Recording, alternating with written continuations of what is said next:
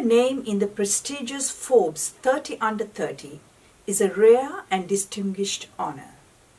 A 28 years old Sri Lankan postdoctoral researcher at Stanford University in California received this honor this year. She is Hasini Jayathilaka. Hasini, first of all, let me congratulate you for being featured in Forbes 30 Under 30 in science category as well as in the immigrant category for 2018. It was such a rare and great honor for a Sri Lankan. Thank you very much. It was a huge surprise, and it's a great honor, not only for me, but my family and my alma maters, and also the country. So I'm very excited to have received this honor.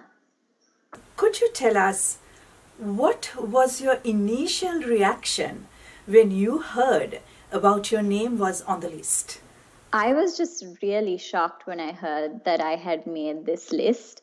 In fact, I was nominated last year as well, and it didn't work out. And so I had sort of made up my mind that I was never going to make this list. And so when I saw it, I actually saw it on Twitter because somebody had tweeted at me, and I was just shocked. My heart just was racing, and I was short on breath and just shocked, to be honest. And I think it's like a week later now, and I don't think it has sunk in yet, like the fact that I'm actually on this list. You are a postdoctoral researcher at Stanford University. And now, can you tell us your background in Sri Lanka and how you started developing an interest in science and research? So I did my primary and secondary education in Sri Lanka. I went to St. Bridget's Convent from Montessori till about grade 7, and from grade 7 till the end of my A-levels, I was at Stafford International School.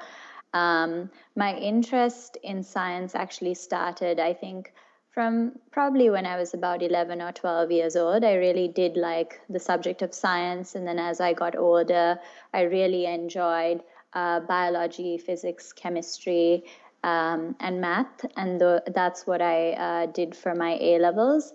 And when I was trying to figure out what I wanted to do in college or university, I wasn't sure. I really didn't know what I wanted to do, but I knew I wanted to do something that involved biology, physics, and chemistry and math. And so that's how I picked my major in chemical and biomolecular engineering. And now that about a week has passed after getting this recognition, Hasini, how would you reflect on the journey you have come so far and getting this unique recognition at this young age? I mean, I think it's great. You know, I think it'll take me a few more years to really reflect on this honor. But I think my journey so far, the fact that, you know, I came from Sri Lanka and was able to sort of do some very good scientific research, I think it's a very unique journey, and hopefully it's a journey that, and hopefully my story will sort of inspire other students to sort of pursue this path in biology, biomedical engineering, cancer research, and so on. For me, it was a challenging path, to be honest. It's not easy to sort of, you know, come from Sri Lanka, adapt to the cultural changes, adjust to even like a new educational system. It was difficult. But, you know, I was able to sort of persist and move past all the challenges I faced because I had the support of my friends and family. And I had this end goal of, you know, I want to be successful in my field. And so that was sort of the driving factor for me to keep pushing forward and keep learning. When I came to Hopkins, I had no idea what a citation was, to be honest. And so I had to learn all these things and sort of pick it up on the way and just work really hard and sort of carve my path to Stanford, where I am right now. Can you give us a brief explanation, maybe in layman terms, about your medical discovery and what impact it would bring to an average cancer patient?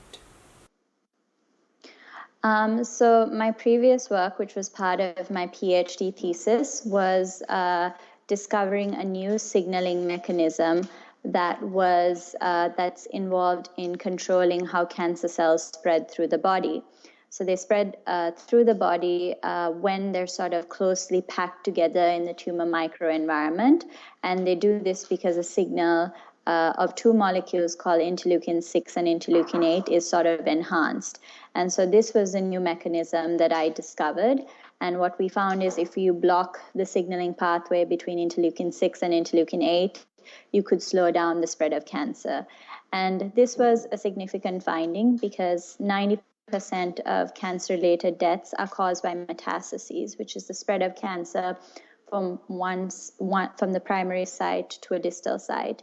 And so the fact that we're able to identify this mechanism and slow down the spread of cancer is, I think, a significant movement for the field. And we're further testing it in other very metastatic cancers. We're doing preclinical testing right now.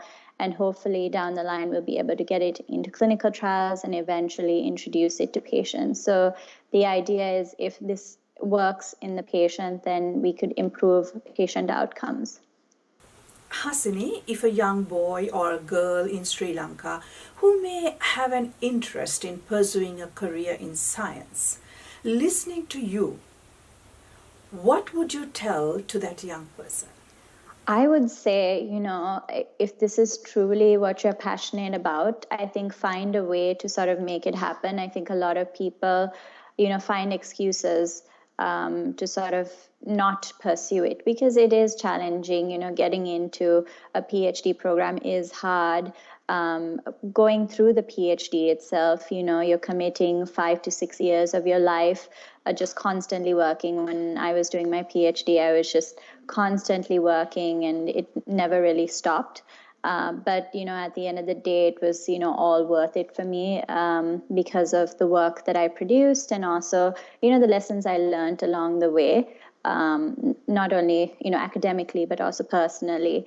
And so I would just say be persistent, be passionate, be hardworking, and that success doesn't come overnight. There are a lot of challenges and setbacks that a lot of people have to face. But if you persist, you will see the fruits of your labor. Hasini, we wish you all the best and hope we will continue to hear great things about you in the future.